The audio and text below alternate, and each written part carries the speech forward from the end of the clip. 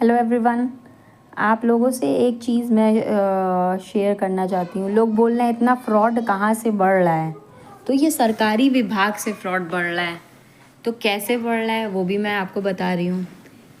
Registry office अगर आप जाएंगे रजिस्ट्री करवाने के लिए, तो वहाँ पे आपसे सामने वाला पूछेगा ना कि किस बेसिस पे ओनर हो तुम, किस बेसिस पे ओनर हो, तुम्हारे पास कोई कागज़ है, कोई सेल डीड है, कुछ वो है। और ये भी पूछा जाएगा कि भाई रजिस्ट्री ऑफिस में कि एक म्यूनिसिपल कॉरपोरेशन में भी नाम चढ़ता है, मगर वो सिर्फ हाउस टैक्स पे करने के लिए चढ़ता है।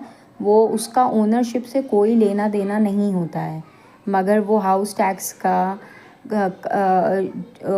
नेम दिखा करके कोई अपने आप को ओनर शो करे और रजिस्ट्री ऑफिस में जा करके रजिस्ट्री करवाए, और रजिस्ट्रार जो है वो बिना चेक किए अगर आपका रजिस्ट्री कर रहा है, तो वहीं से ना फ्रॉड्यूलेंसी स्टार्ट हो रही है। आप किसी का भी घर जाके रजिस्ट्री ऑफिस में रजिस्ट्री करवा रहे हो, रजिस्ट्रार बिना सेल डीड, बिना कोई चेन देखे आपकी से रजिस्ट्री कर रहा है, तो रजिस्ट्रार भी इसमें फ्रॉड्यूलेंसी कहाँ से स्टार्ट हो रही है? रजिस्ट्री ऑफिस से। फिर उस वही कागज़, रजिस्ट्री का कागज़ लेके वो जा रहा है म्यूनिसिपल कॉरपोरेशन और वहाँ नाम चढ़वा रहा है। तो चेन कहाँ से स्टार्ट हुई? रजिस्ट्रार ऑफिस से, फिर वो म्यूनिसिपल कॉरपोरेशन गया, फिर वहाँ से करने के बाद फिर इंसान फंसता है।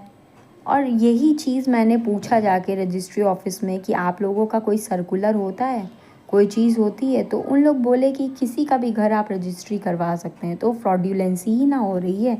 ये क्या बात हुई? इंसान फिर सरकार के ऊपर किस तरीके से यकीन करे जब आप कोई भी डॉक्यूमेंट पे आप रजिस्ट्री कर दे रहे हो? अब इंसान झेल रहा है।